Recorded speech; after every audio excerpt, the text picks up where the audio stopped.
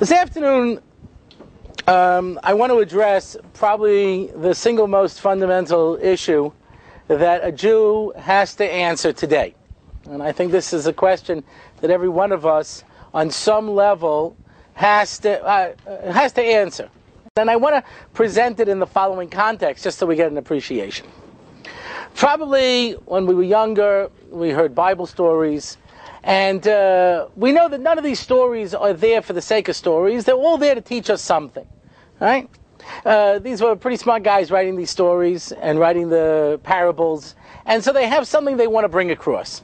So let's start at the beginning, right? Okay. The first Jew is more or less seen to be Abraham, right? Whether he was or not, and what that means to be a Jew and how that works, well, we'll forget about that. What happened between Abraham and the giving of the Torah, but fine. Abraham is more or less seen certainly as the first Hebrew, the founder of the Jewish people. Okay? Now, the Torah gives us a little background about Abraham's family. It says that Abraham was one of three boys, Nahor, Haran, and himself. And Nahor, we know, goes and moves to Aram Naharayim. He becomes the ancestor of Rivka, who marries Isaac, etc. Fine. But what do we know about his brother Haran? He makes a very brief appearance. All it says in the Torah is, Haran died al Pnei Terach Aviv. Al Pnei, and the face. Now Rashi, who is the classic commentary on the Bible, gives two explanations on this word, on the face. It's either mipnei or lifnei. Lifnei would be before. He died before his father. And the Zohar says that since the flood, no child ever died in the lifetime of his parent until Haran died.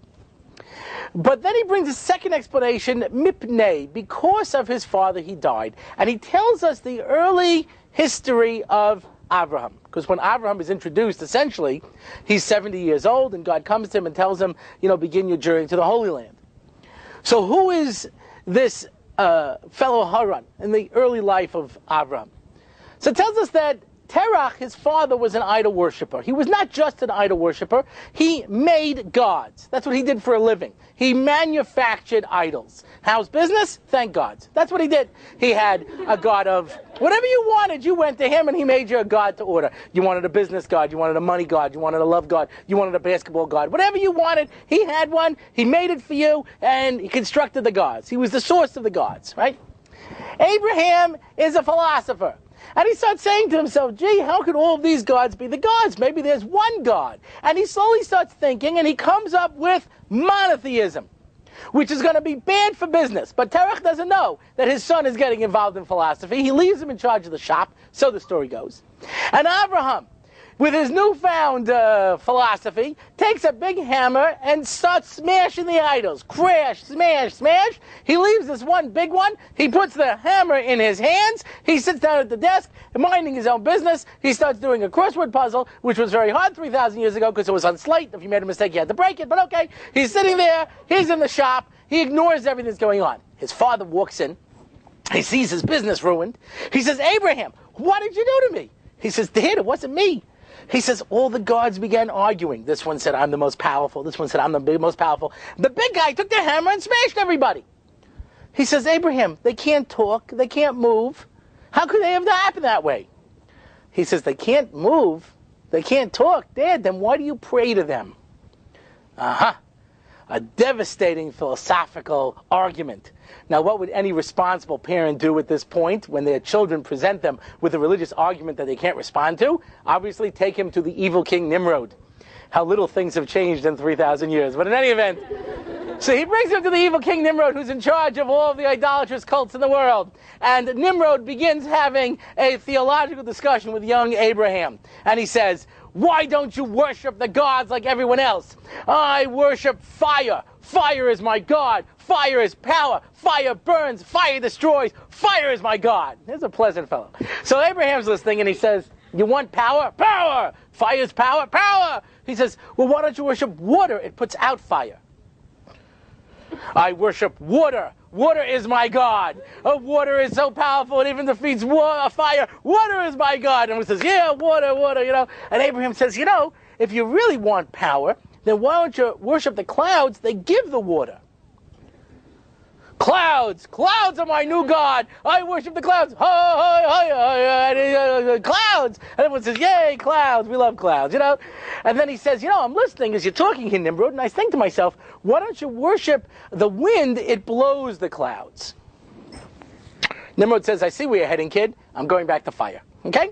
And he builds a giant furnace, and he says to Abraham, my God is fire. You believe in this one all-powerful, invisible God? If my God is more powerful, let your God save him from my God. Ha, ha, ha. Right? Okay. The two gods greet Abraham, and they drag him over to the furnace. Scene freezes, and Rashi tells us it turns now to his brother Haran. Haran is watching this. He doesn't know what to do. He has been influenced by Abraham. They did Shabbos lunch together. They sang songs, you know what I mean? Whatever it is, he fell into he got into this whole Jew thing, and he doesn't know what to do. On the one hand, there's the big furnace. On the other hand, Abraham makes a lot of sense. He doesn't know what to do. So he makes the following statement. If, in fact, Abraham comes out alive, then I will declare myself for Abraham for monotheism, and I'll be on his side. But if he dies, I'm switching sides. I'm going over to Nimrod. Okay. Now they switch back to Abraham. They take Abraham. They throw him in the furnace, and a miracle. He doesn't burn. His clothes don't burn. Nothing. He's engulfed in flames. He's fine. The whole crowd goes, ooh, everyone's looking in, and unbelievable, So he says, can I come out now? So, okay, fine. He climbs out. Nothing singed. A little smattering of applause. Thank you very much. And now Nimrod is really upset, and he sees Haran smirking.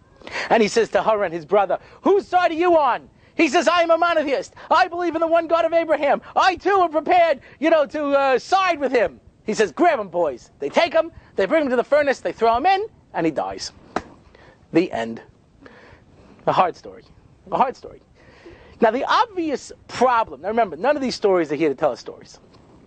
The obvious problem in the story is, why is it that Abraham gets thrown into the furnace and gets a miracle and is saved, and Haran is thrown into the furnace and dies? And before I answer it, I want to tell you how you have to approach whenever you study Torah. When you finish studying, whether it's a verse in the Torah, whether it's a commentary, whatever it is, a Jewish law, ask yourself, how does this relate to me? What's it got to do for me? If it's just in the world of ideas, it has no purpose. It's telling me something for my life. Right? Okay. So there's a lot of different explanations, but the explanation that has the most meaning for me is a story that took place when I was teaching a class on intermarriage. I've been teaching classes on intermarriage for the past 10 years, and they're very hard because it's a very emotional issue. And, 10 years ago when I started talking, I said, how many people here would consider intermarrying? And a few hands went up. As time goes on, more hands go up. Now it's about half, maybe 2/3 of the room would consider intermarrying, a regular secular group of people. So I start giving my class on intermarriage, to discuss certain points. So I walk into one group, and I start giving my class. 5 minutes into the class, this girl bursts into tears and runs out of the room. Now I'm shocked, because it usually takes me about 15 minutes before anybody bursts into tears and runs out of the room. 5 minutes was a record, you know what I mean? So I went to see her afterwards to see what I said that upset her so much so I could use it again. And I said, what's the matter? So she says, no, you don't understand. She says, I came from a traditional Jewish home. So what does that mean? Says, well, we went to synagogue 3 times a year. We had the electric menorah in the window. We had a Passover Seder. You know what I mean? More or less a kosher home. You know what I mean? Give or take, A traditional home had mezuzahs on the door. I don't know what was written on them, but we had a mezuzah on the door. Fine. Traditional. I went to Hebrew school. Wonderful. And I always knew I would never intermarry because my Judaism is so important to me. Fine. No, I never intermarry. My Judaism is so important to me. Fine.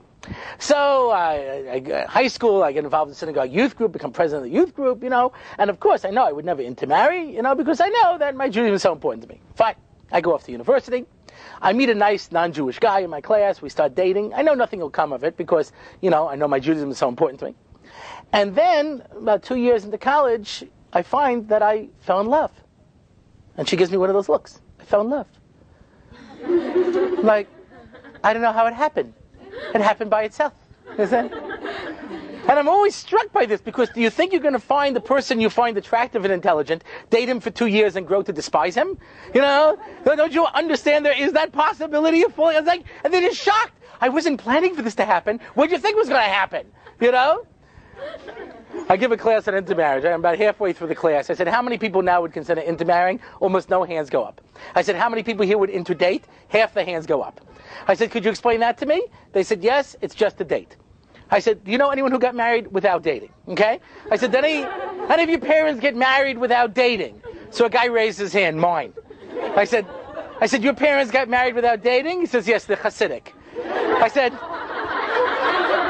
I said, what are you doing in an intermarriage class? You know what I'm saying? Like, you never see one of these scenes like, you know, do you, Christina O'Brien, hereby take Feivel Banish to be your, you know. That's right, when do I break the glass? No, we don't do that here, you know what I'm saying, you know. I said, get out of here, go someplace else, you know what I mean? I got a Hasidic guy in an intermarriage class, you know. I said, any of you non-Hasidim, did your parents ever meet without dating, you know? So of course not. I said, in fact, your parents always love to tell those stories, you know. Your father was such a loser. None of the girls wanted to go out with him. I felt bad for him. Be quiet, Gladys, you know. I don't know. I thought he was kind of cute, but everyone said his nose was too big. Be quiet, Gladys, you know. So no one plans to fall in love. No one says, you know, today they have room and I have a date tonight. I think I'll fall in love with this guy and get married. You know what I mean? Of course, you know, you might fall in love, you know. So a guy, that's what I say to the group. I say, how can you interdate if you don't want to intermarry? So a guy raises his hand, and this is you appreciate this because guys are deeper and more sensitive. So this guy raises his hand. He says, if I find myself starting to fall in love, I'll break it off. I said, invite me. I want to see this. Christina, yes. I can never see you again. Why? Because I'm starting to love you. Oh, isn't that good? No. When this was a shallow, meaningless relationship and I was basically just using you, it was fine, but I'm starting to develop some real emotion, so I have to dump you like a hot potato. I said, I don't think even you're that shallow. And each guy in the room is saying, am I that shallow? Could be. I don't know. So at the end, most of them conceded, yes, I have actual emotions. It was a beautiful moment. You know what I'm saying? So I'm a story in a story. Let me move back. Yes, then. So this girl says to me, so I'm dating this guy for 2 years, and I fall in love. You know? I said, yeah. She said, so I know I would never intermarry because my Judaism is so important to me. Yes. So I told him that if he would convert, I'll marry him. Fine. So he goes off to a 6-month conversion course, and he, they get themselves a joint apartment, they open up joint bank accounts, they plan the wedding. Halfway through, he says, I can't go through with it. So what do you mean? Because I guess I didn't realize my Catholicism was so important to me. It's too hard for my family. If you want, you can convert to Catholicism. If you want, I'll marry you the way you are, but I can't go through with it. And with tears in her eyes, she told me I broke it off. And I said to her, why? She looks at me because the rabbi is not supposed to ask that question. He's supposed to say, good for you, daughter. You know what I'm saying? I said, why? She says, because my Judaism is so important to me. I said, what does that mean? So you know the holidays. I said, you can be intermarried and put the little electric menorah in the window. You can be intermarried and have a Seder. What does that mean? She says, I'm not sure. I said, so let me ask you a hard question. And it's a question Jews have had to answer too many times in their history. If somebody pulled out a gun and held it to your head and said, Jew, convert or die, what would you do? So she thinks about it, and she says, defiantly, she looks at me and she says, I would let myself be killed. And I said to her, Nebuch. That is a Yiddish word that has no translation. Nebuch. It's a pity, doesn't do justice. Nebuch, Nebuch. I said, you broke up with the man you love, you're prepared to die for something, and you don't know what it is. You have no idea what it is. In my opinion, that's the reason that Haran died. Abraham went into the furnace because he said there's something in this world important enough to die for. Haran went into the furnace because Abraham went. And if you gain nothing else this afternoon than this, it's worthwhile. Don't ever go into a furnace. It's very hot. You can kill yourself. You understand? Very dangerous. You understand? And yet, if you ask the average Jew today, why are you Jewish? Because my parents were Jewish. And why were they Jewish? Because their parents were Jewish. And why them? Jewish. Jewish. And you? I'm just following along. Why are you Jewish? What is the answer? Haran had no answer to that question. He just went into the furnace because Abraham did. I was living in a major Orthodox community in the New York area. All of the kids went to the finest yeshiva high schools. Now, And I mean they were coming home 6 o'clock, 7 o'clock at night. They were doing a full, program of, Jewish studies, Gemara, all kinds of stuff, and full secular studies. Very busy. This particular synagogue had a youth program, like many synagogues have a youth program. The basic purpose of the youth program is to keep the kids out of the synagogue. Because if they show up during the services, then they tend to run around, and they make noise, and they disrupt, and then the parents can't hear themselves talk, or pray. I'm sorry. So, that was a slip, of course. I meant pray. And so you got to do something with the kids. So the youth director hires a bunch of teenagers who haven't prayed anyway in about 10 years, and they bring them downstairs and they do puppet shows and tell them stories, and everybody's happy, right? But you got to do something for the teenagers too. You got to do some kind of teen program. But of course, teenagers have no time. The only time they have is Friday night, right? So they make this program that's called an Oneg Shabbos or an Oneg Shabbat, depending, where you're from, and they bring all the guys and girls together for ostensibly a social event. But of course, we're a quality youth program, so we can't just have a social event. So we have to have a speaker. Now, these kids are in school every day till like about 6 or 7. They don't want to hear a speaker on a Friday night. They're exhausted, But you have to have some kind of a speaker. So who's the first speaker they bring in? Right? The rabbi of the synagogue. Because you know that if you talk, then he'll tell your mother you'll get a beating, right? Okay. So the rabbi comes in and looks around the room with that rabbinic glow. What a pleasure it is to see all the young people here tonight. This week's Torah portion is a story of the ages. It is a story of courage and of pathos. And a story that I believe will touch the lives of all the young people here. And one by one, everyone falls asleep. Now, there's a sociological difference here between guys and girls, which are good to note. You see? Girls, when they are falling asleep in a speech, they pretend they're thinking. Right? They're polite.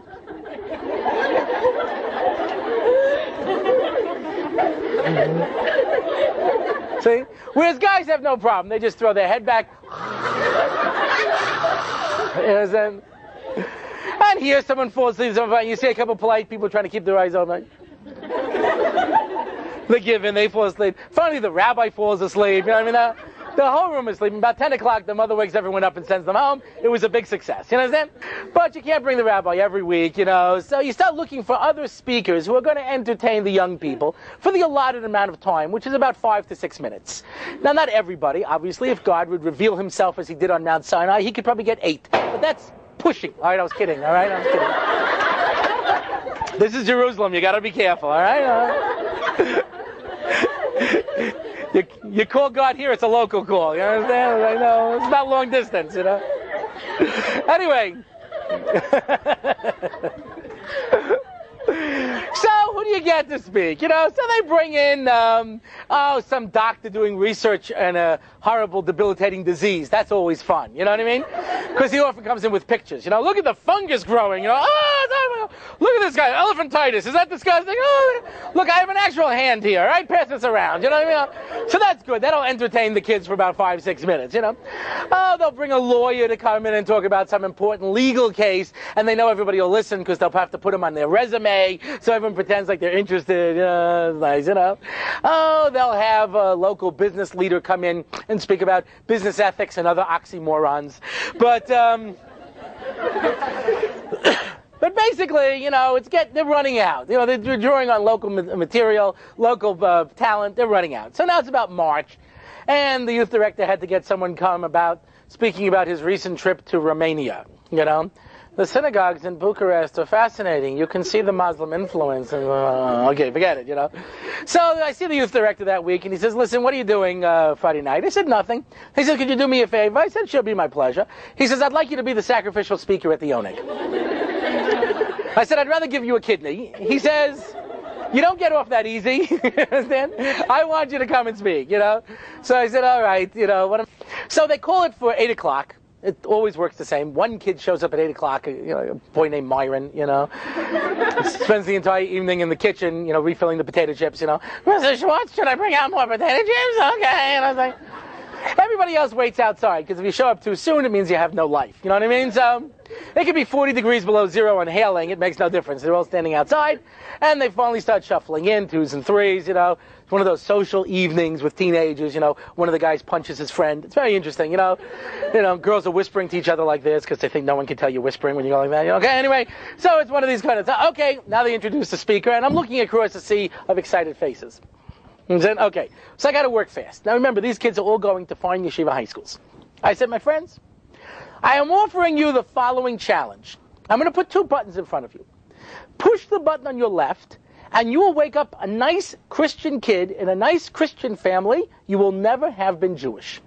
Push the button on your right, you'll stay the way you are. Okay? Button on your left, you'll be Christian. Button on your right, you'll stay Jewish the way you are.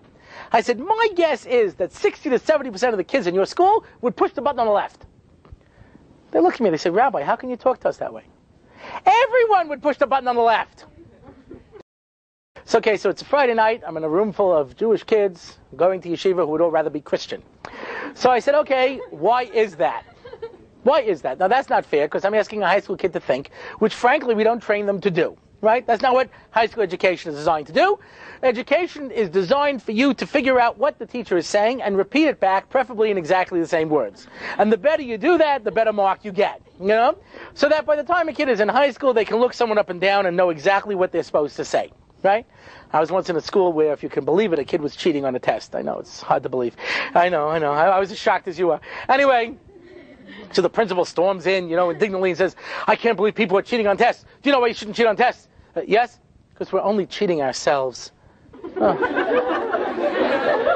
The sincerity was so it brought tears to my eyes.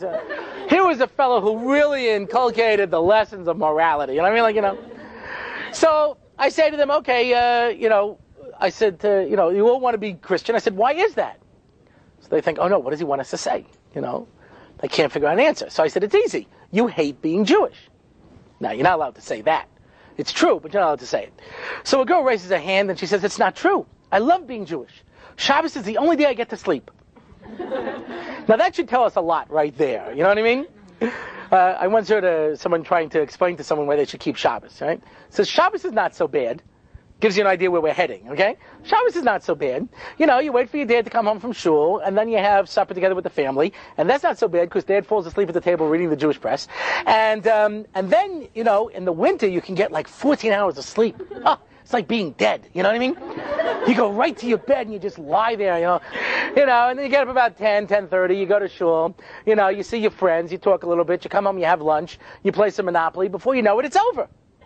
Now, what a spiritual adventure, my gosh, So she says to me, I love being Jewish. Shabbos is the only day I get to sleep. I said, look, I don't know how to break this to you, but Gentiles take the phone off the hook and take a nap. She was devastated. She was sure that only observant Jews nap. I just pulled the rug out of her entire existence, you know what I mean? I said, good thing I didn't tell her about chili. I'm sure she thinks that we're the only ones with chillin', you know what I mean? I said, what is there you guys like about being Jewish? I know, because there are so many restaurants you can't eat in. That must be it. No, I know. There's so much stuff you can't do on Saturday. I said, okay, you convinced us. We hate being Jewish. Okay, fine. I said, then why are you doing this? I don't know. You know what? I'll answer the question. You know why you hate being Jewish? Okay, here comes the rabbi speech. Your parents hate being Jewish. Dead silence. In the kitchen, you hear a glass crash. Psh, and then mom was listening in. I said, I'm serious. What do your parents like about it? What does anybody like about it? Why are you doing this? And they all had to admit, they're sitting there in a yeshiva high school, studying Jewish subjects half a day, and they can't answer this question. Why am I Jewish? Why am I doing this? So I said, come on, think, there must be something. Okay, we have to serve God. You have to serve God? Yeah. God needs you? Yeah. Really? I always thought he was infinite. Well, that's what they always told us. We have to serve God. I said, okay. Why do you have to serve God? Come on, take it a step further. Why? I think, why are we Jewish? Oh, I know. Because otherwise, God will burn us in hell. Now, there's a positive, uplifting thought. Finally, something I can relate to. You understand? Right. You have to be Jewish, otherwise God will burn you in hell. I once said to somebody, I said, explain to me what the world to come is like. He says, well, if you're good, you go to heaven, yeah, and you sit on a cloud, yeah, and you play a harp. I said, uh-huh. I said, you like harp music? Not particularly, In fact, whenever harp would come on in those Marx Brothers movies, I would fast forward. I said, okay. I said, so what are you going to do up there? He says, well, I'll get an electric harp. You know what I mean? And put my halo on sideways. You know what I mean? Rocking on cloud nine. I said, okay. So that's if you're good. And if you're bad, you go to hell and God burns you forever. So, okay. I said, you comfortable with that picture? He says, yeah, that's what I've always heard. I said, you know what that's like? I said, it's like a parent comes to their kid and says, listen, I really want you to have a clean room. It's better to live clean, have a nice, healthy room. If you clean up your room, I'll buy you a new outfit and I'll take you out for dinner. And if you don't, I'll break your arm and beat you till you're bloody. I said, what would you do? So I called social services. The man is out of his mind. You know what I mean? I said, but that's how you view God. If you're good, you go to heaven and you sit on a cloud. And if you're bad, they're burnt in hell forever. I said, you're praying to our dysfunctional Father who art in heaven. You know what I mean? This is the major reason for assimilation. Everybody goes to synagogue with Shana Yom Kippur, right? Oh. Now, those of you who are into cantoricals, I apologize in advance. I grew up in the 60s. We just weren't into that. You know what I mean? It wasn't quite the Stones, And I'd go to synagogue. My dad would bring me there. I'd have to wear a suit, We'd be standing there in synagogue, and the cantor would be up front going, ah, ah, ah, ah, ah, and the choir would come in, amen, amen, ah, I kept moving my foot from one side to the other. Oh my gosh, how much longer? Can I go to the bathroom again? You think my dad noticed? I used to sit there and count the pages, 800 pages. I'm never going to make it. I finally realized that half of them were in English. I said, oh, thank God. That was the first sincere prayer I ever said on Yom Kippur. It's only 400 pages. We'll be out of here in no time. You know what I mean? Let me see. He's been on this word for 10 minutes. According to my calculations, we're not getting out till Hanukkah. You know what I mean? But I was a kid, and I basically figured that, if you could just stay in synagogue long enough so God felt so bad for you, he forgave all your sins, And I remember thinking one year, look, God, I didn't kill anybody. Maybe I could leave early. You know what I mean? But no, we sat there, listened to the cantor. Fine. But then you get older and you start reading the prayers, and you can read the English, and you follow along, you know what's going on, and then it's much worse. Much worse. When it was just endurance, it wasn't so bad. Then you start to read it. You'd come to Nisana Tokef, and I knew this was an important prayer, because my father would always say, where's the place? And I had no idea where the place was, because I couldn't read Hebrew. But they had one of those things that told you the pages, but it always came out during the World Series. And so somebody would always put up the score, like 4-2-1, So you didn't turn the page unless someone got a hit, you know what I mean? So my father shows me the place, the cantor gets up, the choir tunes up, Nisana Tokef, and the cantor starts to sing. Who will live and who will die? Now, there's a subtle message there, and I don't know if you caught it. It's very subtle. In essence, of course, what he's saying is, someone might live, but you're gonna die. And the choir, die, die, die. Now, it doesn't end that quickly. Now, you get to choose the way you're gonna go. You understand? And they give you a list, Who will die by fire, and who will die by water. And you see everybody thinking, well, fire's kind of hot, I could probably tread water for a while, Who will die by storm, and who will die by sword. I don't know, what are they doing with the sword? And what kind of storm? I saw a twister, that was cool. Who will die by earthquake, and who will die by pestilence? I don't know, what is pestilence? I will take the earthquake, Bob, you know what I mean? But the message of Yom Kippur is more or less pretty straight, and that is, you are going to die a horrible death this year, because God hates you, because you are evil. Unless you fast and debase yourself on Yom Kippur and crawl on your belly, and then you can get off with a serious illness. You understand? So people go, oh, Yom Kippur, please don't kill me, please don't kill me. Please don't kill me, please don't bake me, please don't fry me, please don't fry him, please don't bake him, please don't bake me, please don't kill me, please don't kill me. Considering that most Jews go to synagogue on Yom Kippur, I'm not surprised that so many people are dropping out. I'm shocked that so many people are still here. You understand? This is the message. Guilt, hell, fire, and I asked the average observant Jew, yeah, that's about right. Yeah, that makes sense to me. And so the average person's going around with guilt, you have to. Why? Because my parents made me. Why? Because their parents made them. Why? Because it's a tradition, and we're up on top of the roof. Yeah, no, give me a break. This is lunacy. This is absolute lunacy. And this is what the average Jew, if you ask a person, why are you Jewish? He'll either tell you, I don't know, or because my parents are Jewish, or because I don't want to burn in hell. There's got to be more. You understand? We Jews have been accused of many things. Stupid was not one of them. You understand? If we're around for 3,000 years, there's got to be a reason. So I'm going to tell you two lines from probably one of the most important books that have been written in the past 500 years. It was written by Reb Moshe Chaim Luzzatto. It's called Mesilas Yesharim. It has been very poorly translated into English, called Path of the Just, which, again, some people can get through it, most people can't. The English is very difficult. There's a better translation, though still not, anywhere near the original, by Rabbi Tursky, called Lights Along the Path, which is better, but still not up to the original. It's really worthwhile to learn this in the original. It's an excellent, excellent work. And I'm going to give you the first two lines. The purpose of this book is to teach you how to become perfect. That's what it was written, for those who need it. And it outlines for you, step by step, how to become perfect. How to start thinking about your life and all kinds of interesting things. Nobody learns how to plan their life. We're taught to plan our life to about age 40, age 45. That's it.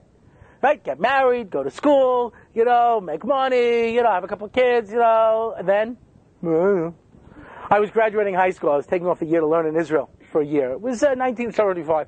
Anyway,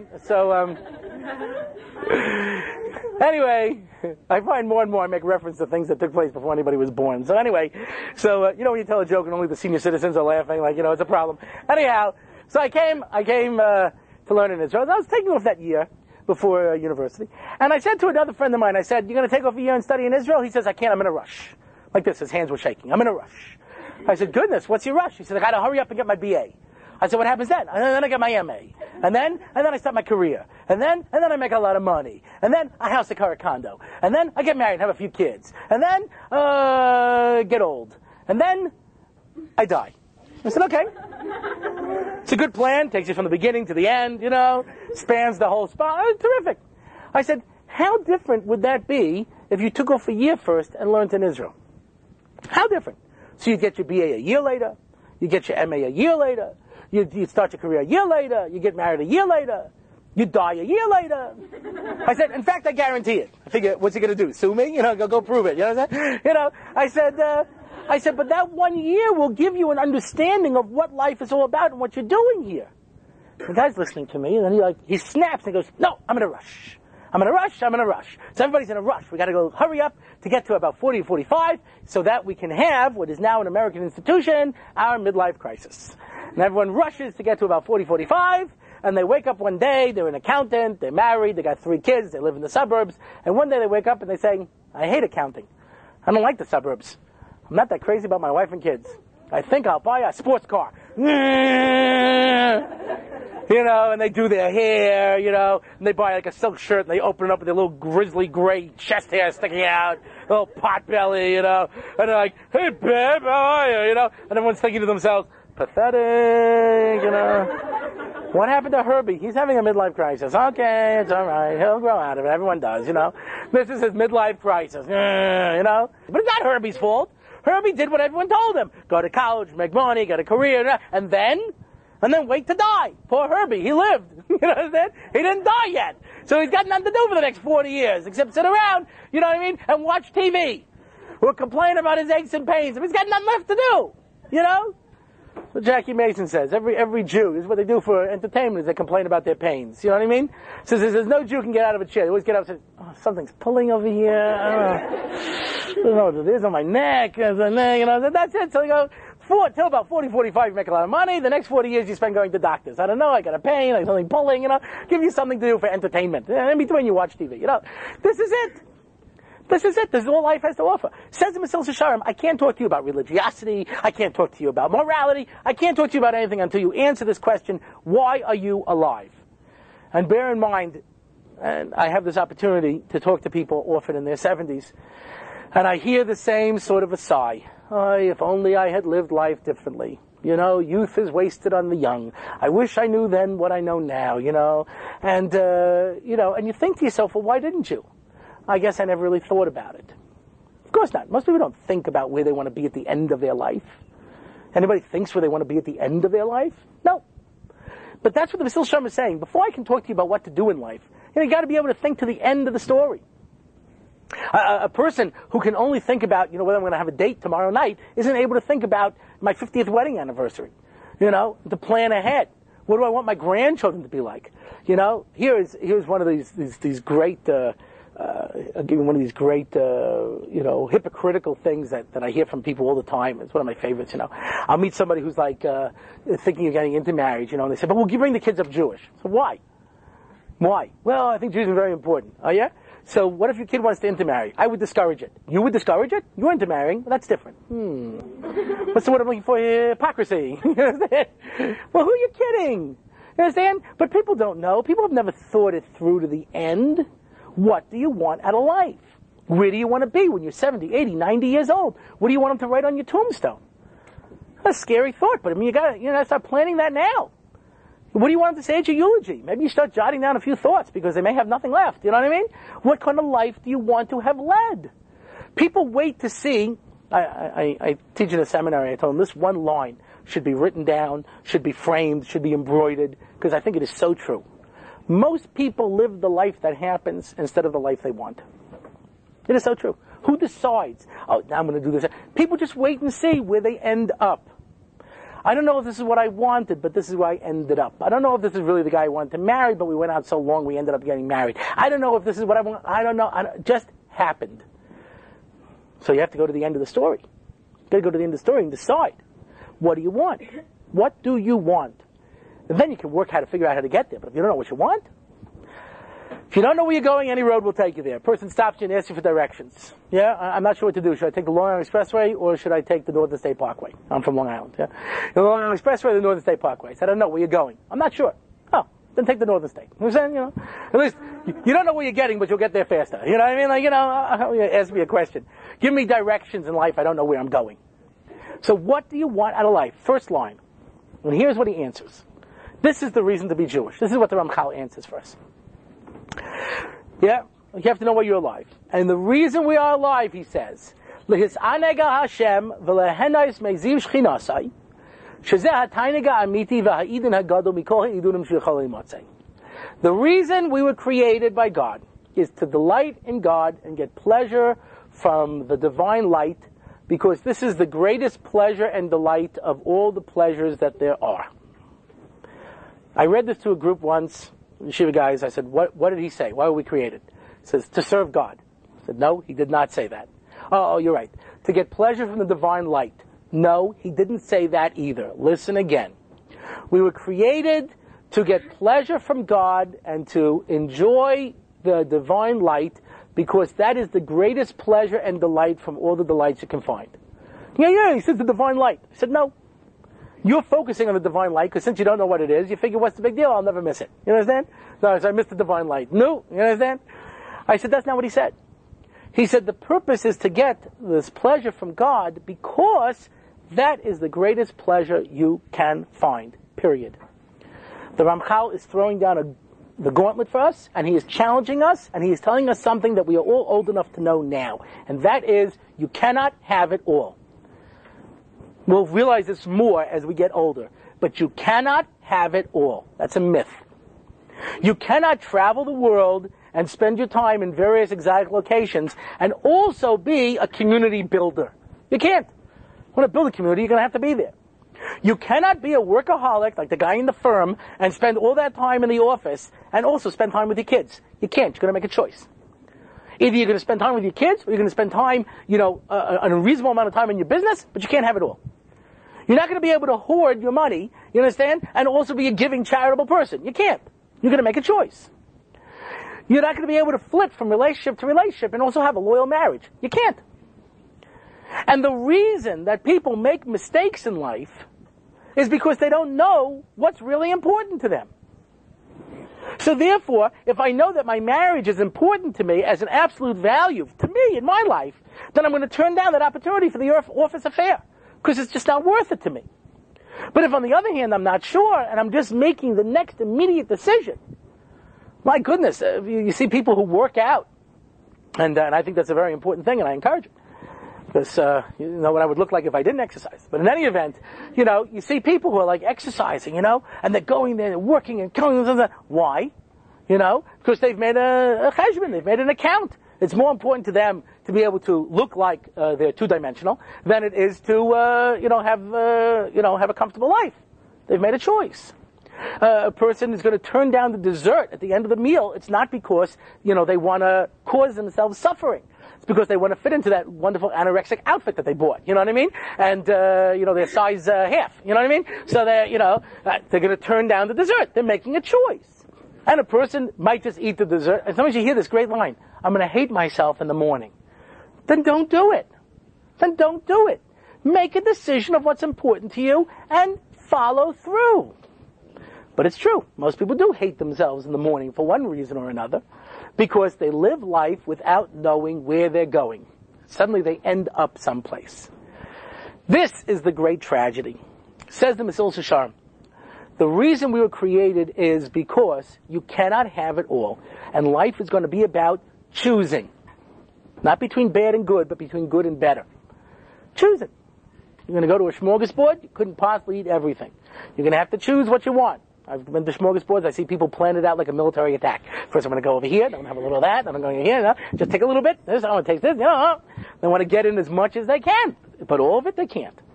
You're going to have to make a plan. What do I want? People come to Israel for 10 days. I'm here for 12 years. I haven't seen all of it. And I said, they come for 10 days.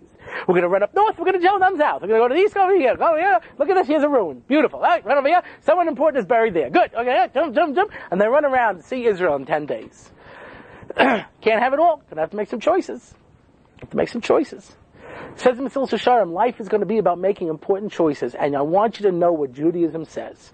We were not created to serve God. We were created to have the best time. The best time is going to be having this relationship with God. That's why it's there. God did not create us to serve Him. He's very fine. He can take care of Himself. Okay? He's got, if he gets stuck, He's got a few angels to help him out. You understand? God doesn't need us. God created us to be able to have the greatest time by getting close to God. That is the reason we're created.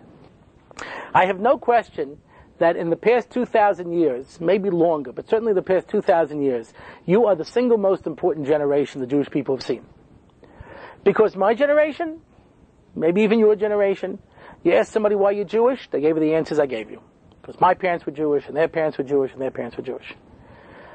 I was speaking in Cape Town, South Africa, to a group of 11th graders at a seminar, and I was on a panel with a Catholic teacher from the school, a Muslim teacher, a secular Jewish teacher, and myself.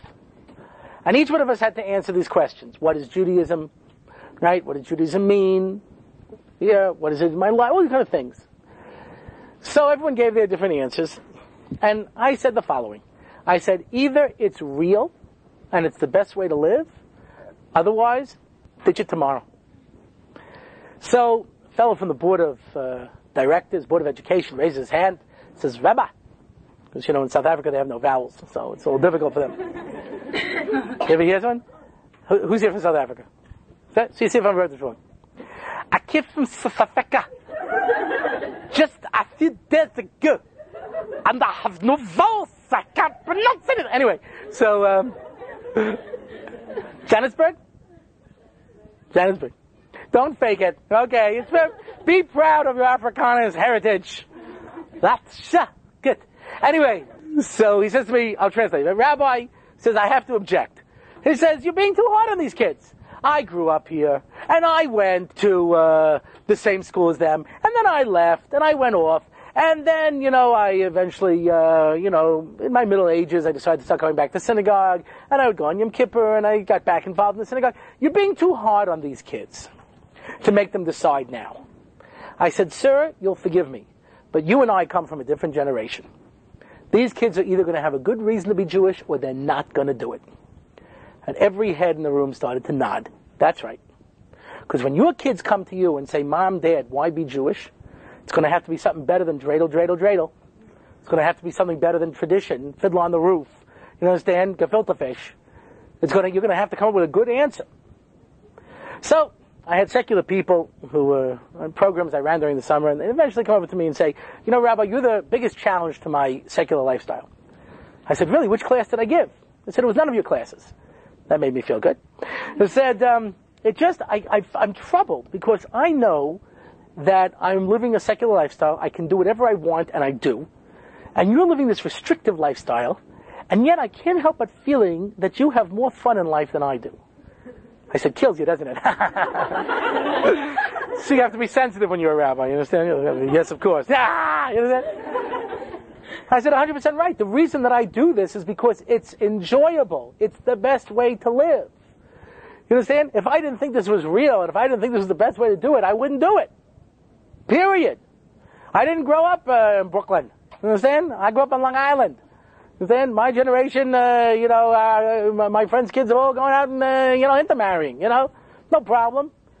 I said, I'm doing this because I think it's better, and it's more enjoyable, and it's nicer. And I, in 1 week, met 3 people who came over to me and said, oh, Rabbi Orlovsky, I don't know if you remember me, I was at your house for Shabbos 3 years ago, 2 years ago, 5 years ago. You know what I mean? And after that, I decided to become frum.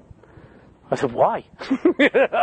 Why? He said, because I never saw anything that enjoyable in my life. And I said, I want that in my life. If we can say to our children, yes, we have something better. I always love this from parents. How do you keep your kids at the Shabbos table? I don't. It's a privilege to sit at the Shabbos table. I'm there because I want to be there. And if my kids are there, it's because they want to be there. And if they want to sit in the living room and play backgammon, they'll sit in the living room and play backgammon. But it's an opportunity. It's an honor. It's, how do you get your kids to eat ice cream? I don't. If they want to eat it, they eat it. If they don't, they don't. And if not, they're missing out on something wonderful. I don't have some burden that my parents passed on to me I want to drop on my kids. It's got to be something beautiful and wonderful. And if we don't have that, we don't have an answer to that question. After my father passed away, I was the rabbi of the family, so they asked me to write something for the tombstone, for the matzeva. And I'm a Kohen. I had never been in a cemetery before. This is the first time I was in a cemetery. And I looked across and I saw all these tombstones all had the same thing written on it. Beloved husband, father, grandfather. Beloved husband, father, grandfather. It's like everybody was the same, just changed the name. And I said, I want to try to capture my father on what I write. And they wanted to put up the stone already, and they kept rushing me. No, when is it going to be ready? We're going to be ready, I said, I'm working on it. And finally someone said, how long does it take to write a tombstone? I said, it takes a lifetime. I said, you got to give me a little time to take a lifetime and put it down on paper. I finally wrote this poem. They felt it was a little long. One of my brothers wanted to just get one of those electronic things that just keep going, you know what I mean? Just keep me heel eyes on alarm, They finally bought an extra large stone, and my mother says, listen, when I go, just write mom too, you know what I mean? But as Kohanim, we don't go to the cemetery. My mother, though, went to the cemetery before Rosh Hashanah. She called me up. She said, I have to tell you. She said, I looked around, and when I came to Dad's stone, it was Dad. It was Dad. You really captured him. It wasn't just everybody else. At the end of our life, what do we want to leave behind? How do we want to be remembered? What's the life we want to have led? Let's decide now what the life is that we wanted to have led so we can start leading it now. What's the reason to be Jewish? Well, how tells us? Because God has given us this wonderful opportunity to get close to Him. That's the reason to be Jewish. Right? That's the whole purpose of it. God doesn't burn people in hell. That's Zeus. You understand? He's angry at Odysseus, so he sends out a lightning bolt and blows up the ship. You know what I mean? God doesn't do things like that. How this fits in with the concept of suffering, etc., that we're going to be talking about in 4 weeks. But the point is that we have to make a decision for our children. And if we're going to ask them to be Jewish, we better give them something better than guilt. And if we want to be able to leave something important behind, we better decide what that is now. And that should be the reason to be Jewish. Thank you very much.